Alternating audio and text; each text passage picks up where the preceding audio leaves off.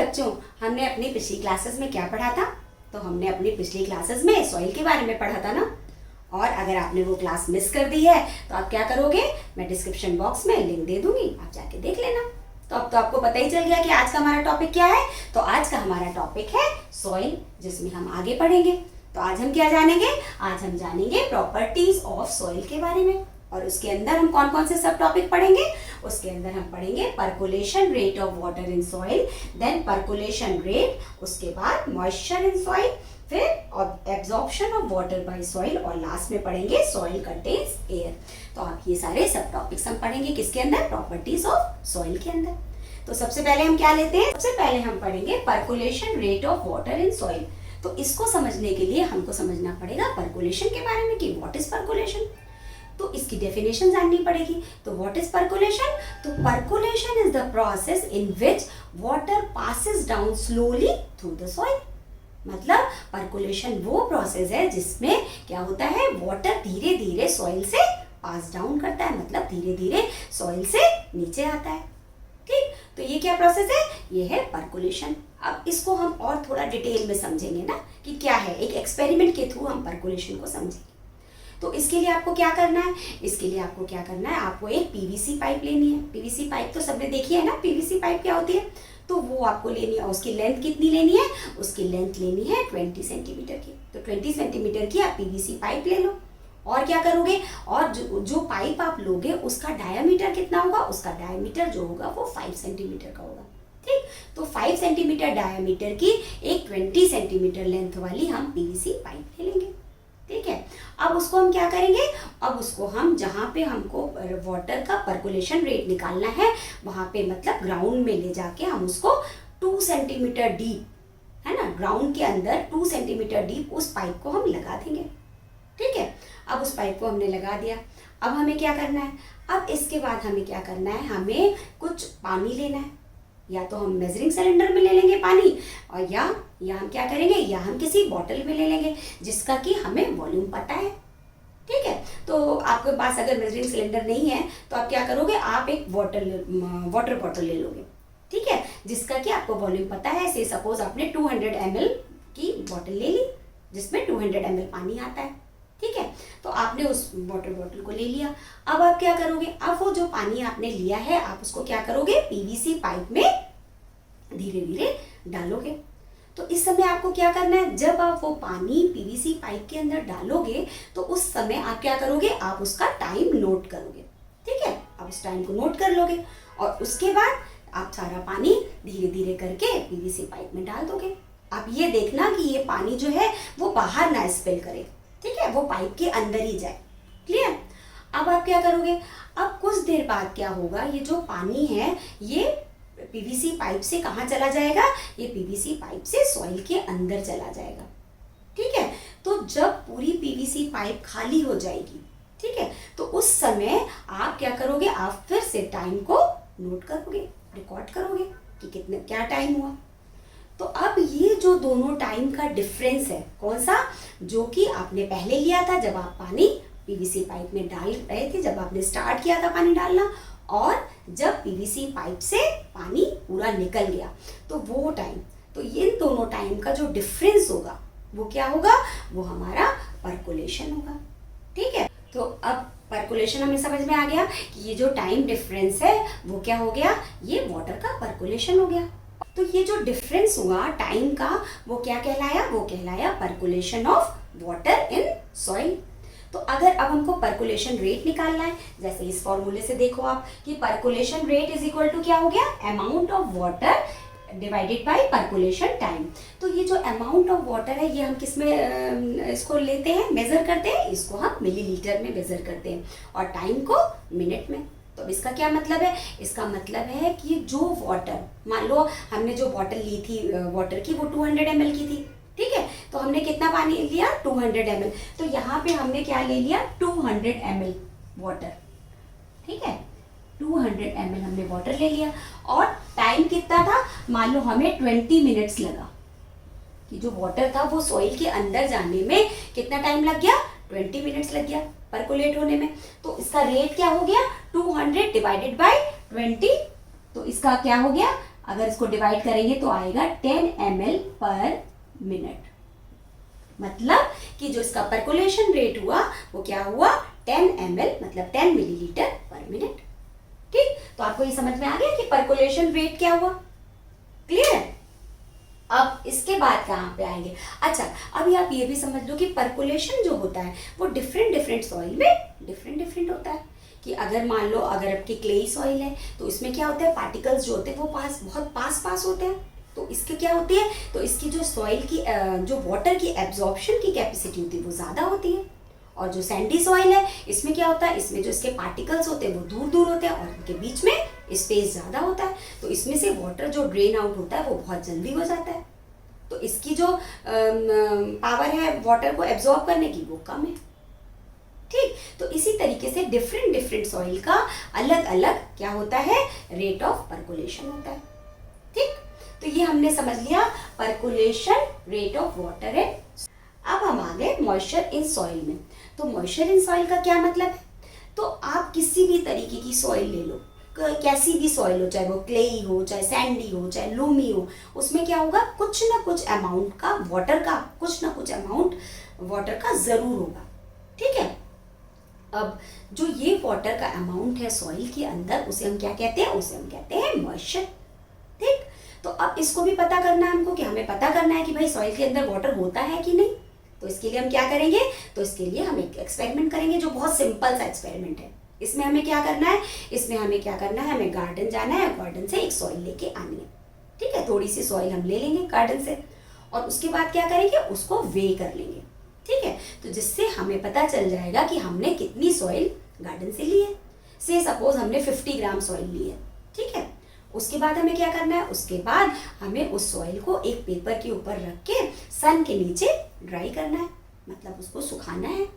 तो हम क्या करेंगे, उस सॉइल को पेपर के नीचे रख के, पेपर के ऊपर रख के और सन के नीचे रख देंगे। और 2 से 3 घंटों के बाद जब जो सॉइल है वो एकदम ड्राई हो जाएगी तो हम उसको वापस वे करेंगे। और अब हम जब वे करेंगे तो हम देखेंगे कि सॉइल का जो वेट है वो पहले से कम हो गया। ठीक, अब आप ये पूछोगे कि ये क्यों कम हो गया। ये इसलिए कम हो गया कि जो सॉइल के अंदर वाटर था, मैंने बताया था कि सॉइल के अंदर वाटर कंटेंट होता है, तो ये जो वाटर था वो क्या हुआ, वो जब सन के नीचे सॉइल को रखा तो क्या हुआ, ये वाटर जो था वो एवेपोरेट हो गया और क्या बन गया, वाटर वेपर बन गया। तो जितना भी सॉइल के अंदर वाटर था वो सारा एवेपोरेट हो गया। तो इससे क्या हुआ, जो सॉइल का वेट जो पहले था वो अब पहले से कम हो गया। तो इससे हमें क्या पता चला, इससे हमें ये पता चला कि सॉइल के अंदर वाटर कंटेंट होता है। और एक और बहुत अच्छा सा एग्जांपल इसका ऐसा है कि जब आप कभी खेतों में गए हो, फार्म लैंड्स में, बड़े बड़े फार्म लैंड पे, जब बहुत, तो अगर आप कभी गए हो तो आपने ये देखा होगा कि जब बहुत गर्मी के दिन होते हैं, है ना, बहुत हॉट समर डेज होते हैं, तो उस समय क्या होता है कि जब आप फार्मलैंड्स पे देखोगे तो आपको थोड़ी सी शिमरी सी एयर, मतलब चमकदार एयर दिखेगी। तो कभी आपको लगा कि ऐसा क्यों है, मतलब जस्ट फार्मलैंड के ऊपर आपको शिमरी एयर दिखेगी, तो कभी आपको पता चला कि ऐसा क्यों होता है। तो ऐसा इसलिए होता है कि जो, जैसे मैंने बताया कि सॉइल के अंदर क्या होता है, वाटर कंटेंट होता है। तो जब बहुत हॉट गर्मी के दिन होते हैं, जब सूरज एकदम सर पे होता है, तो क्या होता है, ये जो पानी होता है सॉइल के अंदर, जैसे अभी मैंने बताया, तो जो पानी है सॉइल के अंदर वो क्या होता है, एवेपोरेट होता है, वाटर वेपर बनता है। तो जब ये वाटर वेपर बन के फार्मलैंड से ऊपर आता है, मतलब जो खेत है उनसे जब ऊपर आता है, तो सन की लाइट को रिफ्लेक्ट करता है। ये वाटर वेपर क्या करती है, सन की लाइट को रिफ्लेक्ट करती है। तो उस वक्त हमें क्या दिखती है, शाइनी सी एयर, मतलब चमकदार सी एयर दिखती है। तो इससे भी ये प्रूव होता है कि जो सॉइल है उसके अंदर क्या है, वाटर का कंटेंट है। ठीक, अब ये सॉइल जो है इसके अंदर वाटर क्यों होता है, क्योंकि जो सॉइल है वो पोरस होती है ना, पोर्स होते हैं। पोरस मतलब कि सॉइल के अंदर छोटे छोटे पोर्स होते हैं जिसके थ्रू वाटर सॉइल के अंदर चला जाता है और सॉइल जो है वाटर को एब्जॉर्ब कर लेती है। तो मुझे लगता है कि ये चीज़ आपको बहुत अच्छे से समझ में आई ना। फिर इसके बाद क्या है, इसके बाद है percentage of water in soil. तो कभी ये होता है ना कि हमें परसेंटेज पता करना है कि वाटर का कंटेंट कितना है सॉइल के अंदर। ठीक, तो उसे हम क्या कहते हैं, उसे हम इस फॉर्मूले से निकालते हैं। किससे? Percentage of water in soil is equal to mass of water in soil divided by original mass of soil into 100। तो ये जो फॉर्मूला है इसको आपको याद करना पड़ेगा कि अगर आपको पता करना है कि वाटर में सॉइल में कितना परसेंट मॉइस्चर है तो वो इस फॉर्मूले से निकलेगा। क्या करना है? सबसे पहले मास ऑफ वाटर इन सॉइल ये निकालना है कि कितना वाटर है सॉइल के अंदर, पहले हमें ये पता करना है। तो इसके लिए हमें क्या करना था कि हमने सॉइल ली थी, उसको वे किया था ना। तो मान लो अभी हमने ले ली 200 ग्राम सॉइल, ठीक है, और उसको जब हमने सन के नीचे ड्राई किया तो उसका वेट कितना हो गया? ड्राई करने के बाद 170 ग्राम, ठीक। तो जब पहले कितनी थी? 200 ग्राम थी और बाद में कितनी हो गई? 170 ग्राम। तो अब हमें वाटर कंटेंट कैसे पता चलेगा कि जो पहले सॉइल ली थी और जो बाद में हुई उसका डिफरेंस हम पता कर लेंगे कि पहले हमने कितनी ली थी? 200 ग्राम, ठीक है, और बाद में कितनी हो गई है? 170 ग्राम, ठीक। ये पहले थी और ये बाद में हो गई। तो वाटर कंटेंट कितना हो जाएगा सॉइल में? 200 माइनस 170, ठीक है। तो 200 माइनस 170 इज इक्वल टू क्या हो जाएगा? यहाँ पे मैं और क्लियर करके आपको बताती हूँ कि देखो 200 माइनस 170 इज इक्वल टू कितना हुआ? 30 ग्राम। तो वाटर का कंटेंट कितना हुआ? तो वाटर का कंटेंट जो हुआ वो 30 ग्राम हुआ, ठीक है। अब ये तो हमें मास ऑफ वाटर पता चल गया। फिर ओरिजिनल मास कितना था सॉइल का? तो ओरिजिनल मास कितना था? ओरिजिनल मास था इसका 200। तो इस फॉर्मूले से निकालेंगे तो क्या हो जाएगा? अगर हम इस फॉर्मूले से निकालेंगे परसेंटेज तो हो जाएगा 30/200 इंटू 100। ये तो होगा अगर परसेंटेज निकाल रहे हैं। तो फिर क्या होगा? इस 0 से ये कट गया और इसके बाद 2 से 30 मतलब 15%। कितना आ गया? मॉइस्चर कंटेंट 15%, ठीक। तो इस फॉर्मूले से हमको पता चल गया कि इसमें कितना परसेंटेज था? 15%, ठीक। तो इससे हम निकाल लेंगे मॉइस्चर का कंटेंट, मतलब मॉइस्चर कितना परसेंट है सॉइल के अंदर, ठीक है।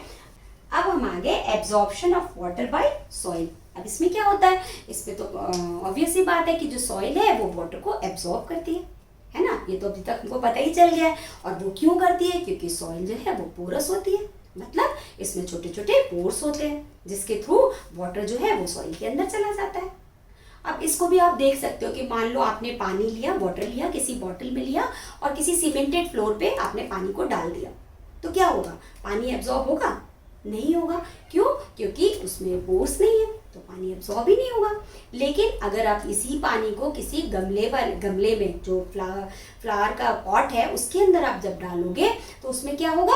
उसमें पानी जो है वो सॉइल पूरा एब्जॉर्ब कर लेगी क्योंकि उसके अंदर सॉइल है। तो उसमें क्या होगा? सॉइल में पोर्स होते हैं तो वो वाटर उसमें जाके एब्जॉर्ब हो जाएगा। तो इससे हमें पता चल गया कि सॉइल जो है वो वाटर को एब्जॉर्ब करती है। डिफरेंट सॉइल होती है, उनकी जो एब्जॉर्प्शन की कैपेसिटी होती है वो अलग अलग होती है। जैसे अगर क्लेई सॉइल है तो वो ज़्यादा एब्जॉर्ब करेगी वाटर को, लोमी है तो वो उससे कम एब्जॉर्ब करेगी, और जो सैंडी है तो वो बहुत कम वाटर को एब्जॉर्ब करेगी। मतलब इसमें से वाटर जो है वो पूरा ड्रेन आउट हो जाएगा, मतलब पूरा निकल जाएगा। क्यों? जैसे मैंने पहले बताया कि सैंड में जो पार्टिकल्स होते हैं, जो सैंड के पार्टिकल्स होते हैं वो दूर दूर होते हैं तो उसमें पानी ईजिली ड्रेन आउट हो जाता है। और जो क्लेई सॉइल है उसमें बहुत टाइटली पैक्ड होते हैं पार्टिकल्स, तो वाटर उसके अंदर ही रहता है, ठीक। तो ये क्या क्वालिटी हो गई?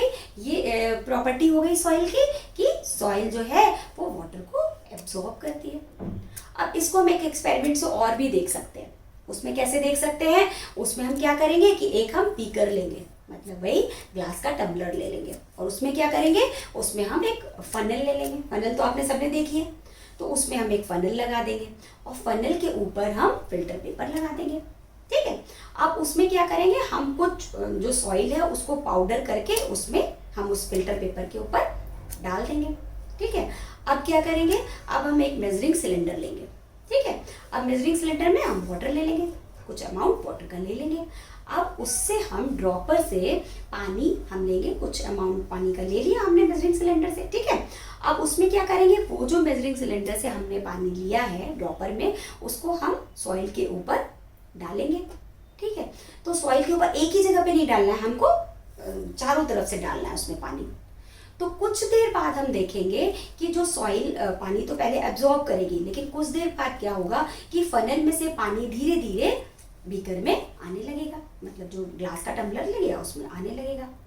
तो उस समय हम क्या नोट करेंगे, हम वाटर का वॉल्यूम नोट करेंगे कि कितना हमने पानी पहले लिया था और कितना हमारा पानी यूज हुआ। ठीक, पहले कितना मेजरिंग सिलेंडर में पानी था और कितना हमने ड्रॉपर से उसमें डाला। ठीक, तो उसका जब हम डिफरेंस लेंगे तो हमें पता चल जाएगा कि कितना वाटर हमारा इसमें सॉइल ने एब्जॉर्ब किया। ठीक, तो ये एक्सपेरिमेंट जब आप करके देखोगे तो आपको पता चलेगा कि सॉइल ने कितना वाटर एब्जॉर्ब किया। ये बहुत इजी सा एक्सपेरिमेंट है। ठीक है, तो ये हम समझ गए कि absorption of water by soil. ठीक, अब नेक्स्ट किस पे आ गए हम, सॉइल कंटेन्स एयर। जैसे मैंने पहले भी बताया था कि सॉइल क्या करती है, सॉइल के अंदर क्या होता है, जैसे वाटर होता है वैसे ही सॉइल के पार्टिकल्स के बीच में क्या होता है, एयर होती है। ठीक, अब इसको भी हमें एक्सपेरिमेंट से समझना पड़ेगा। आज की क्लास में बहुत सारे एक्सपेरिमेंट है ना, तो लेकिन हमें एक्सपेरिमेंट से बहुत अच्छे से समझ में आ जाता है, इसलिए हमको एक्सपेरिमेंट के बारे में पढ़ना पड़ता है। ठीक है, तो अब इसको हम कैसे समझेंगे कि हमने क्या किया, एक ग्लास का टम्बलर ले लिया। ठीक है, उसमें हम क्या करेंगे, उसमें हम कुछ सॉइल ले लेंगे, गार्डन सॉइल लेके आ जाएंगे और उसमें हम क्या करेंगे, हम पानी डाल देंगे। ठीक, और वाटर जब उसके अंदर डाल दिया हमने तो हम उसको क्या करेंगे, अच्छे से घोल लेंगे, पानी को स्टर कर लेंगे। ठीक है, ग्लास रॉड से या किसी भी चीज़ से हम उसको स्टर कर लेंगे। तो थोड़ी देर बाद हम क्या देखेंगे, जब हम स्टर करेंगे उसके बाद जब हम उसको रखेंगे तो हम देखेंगे कि सॉइल में से एयर बबल निकल रहे हैं। ठीक, अब ये एयर बबल्स क्यों आते हैं, कैसे निकल रहे हैं इसमें, तो इसमें क्या होता है कि जैसे मैंने बताया कि सॉइल पार्टिकल्स के बीच में क्या है, एयर है ना, ये आपको पता है सॉइल पार्टिकल्स के बीच में एयर है। तो जब हम इसमें पानी डालते हैं तो पानी क्या करता है, वो जो एयर, जहां पर एयर है उस स्पेस को पानी ले लेता है, और उस स्पेस को जब पानी ले लेता है तो सॉइल एयर को वहां से निकलना पड़ता है ना। जो पार्टिकल्स के बीच में एयर थी, अब वहां पे क्या चला गया, वहां पे पानी चला गया, वाटर चला गया। तो जब वाटर चला गया तो एयर बाहर निकली, तो जो एयर निकली वो किस फॉर्म में निकली, वो बबल्स के फॉर्म में निकली। तो इस एक्सपेरिमेंट से हमें क्या पता चला कि सॉइल के पार्टिकल्स के बीच में क्या है, सॉइल के पार्टिकल्स के बीच में एयर, और यही जो एयर होती है वो सॉइल के अंदर जितने भी लिविंग ऑर्गेनिजम्स हैं उनके लिए बहुत ज़रूरी होती है, क्योंकि उन्हें रेस्पायर करना होता है। और जो प्लांट्स की रूट्स हैं वो भी यही एयर लेती है ना। तो इस तरह से अगर आप क्लेई सॉइल लो तो उसके अंदर क्या है, उनके पार्टिकल्स के बीच में क्या है, एयर बहुत कम होती है, क्योंकि वो क्लोजली पैक्ड होते हैं। तो उसमें जो प्लांट्स की रूट होती हैं उन्हें कम एयर मिलती है। लेकिन अगर लोमी सॉइल होगी तो उसमें क्या है, उसमें ज़्यादा होती है थोड़ी एयर, क्ले से ज़्यादा है सॉइल पार्टिकल्स के बीच में। तो उसमें जो प्लांट्स की रूट होती है वो अच्छे से एयर ले पाती है रेस्पायर करने के लिए। इसीलिए तो कहते हैं कि ये जो लोमी सॉइल है वो बेस्ट सॉइल होती है, किसके लिए, प्लांट की ग्रोथ के लिए। क्लियर। तो अभी मुझे लगता है कि मैंने बहुत सारी चीज़ें आपको बहुत अच्छे से समझा दी हैं, और अभी एक बार और हम इसको रिवाइज कर लेते हैं कि हमने पढ़ा क्या क्या। तो हमने सबसे पहले जाना प्रॉपर्टीज ऑफ सॉइल में, जिसमें हमने समझा परकोलेशन रेट ऑफ वाटर, और उसके बाद परकोलेशन रेट के बारे में समझा, फिर moisture in soil, then absorption of water by soil, और लास्ट में सॉइल कंटेन्स एयर, मतलब सॉइल में एयर भी होती है। इसको भी हमने एक्सपेरिमेंट से समझा। इसी तरीके से अगर आप सॉइल को फील करो, जो सॉइल का टेक्सचर होता है उसको भी हम फील कर सकते हैं, कुछ स्मूथ होती है, कुछ हार्ड होती है। जैसे अगर आप सॉइल वैसी लो, मतलब अगर क्लेई सॉइल देखो, आप टच करके देखो क्लेई सॉइल को, तो आपको क्या लगेगी, वो बहुत सॉफ्ट सी लगेगी। ऐसा क्यों होता है, क्योंकि जो इसके वही बात है कि जो इसके पार्टिकल्स होते हैं वो बहुत पास होते हैं, इसलिए जो क्लेई सॉइल होती है वो सॉफ्ट लगती है ना। और जो सैंडी सॉइल है इसके पार्टिकल्स बहुत दूर होते हैं, तो इसमें क्या होता है, इसको अगर हम फील करेंगे, इसको टच करेंगे, ये थोड़ी रफ लगेगी। ठीक, तो ये तो हो गया सॉइल का टेक्सचर भी, सॉइल के टेक्सचर के बारे में भी हमने जान लिया। तो अब मुझे लगता है कि मैंने बहुत डिटेल में आपको सारी चीज़ें समझा दी हैं, लेकिन अगर फिर भी आपको कोई भी प्रॉब्लम है तो आप क्या करोगे, तो आप कमेंट बॉक्स में जाके मुझसे क्वेश्चन पूछ लोगे, है ना। और आपको क्या करना है, अगर आप मेरे चैनल पे नए हो तो आपको चैनल को सब्सक्राइब करना है और बेल बटन को प्रेस करना है, जिससे आपको ये सारे नोटिफिकेशन सबसे पहले मिल जाए और आप सबसे पहले ये वीडियो देख सको। और आप क्या करोगे, आप ज़्यादा से ज़्यादा इस वीडियो को शेयर करोगे जिससे और बच्चे भी इस चैनल को देख पाए, है ना। तो मिलते हैं नेक्स्ट क्लास में, तब तक के लिए बाय।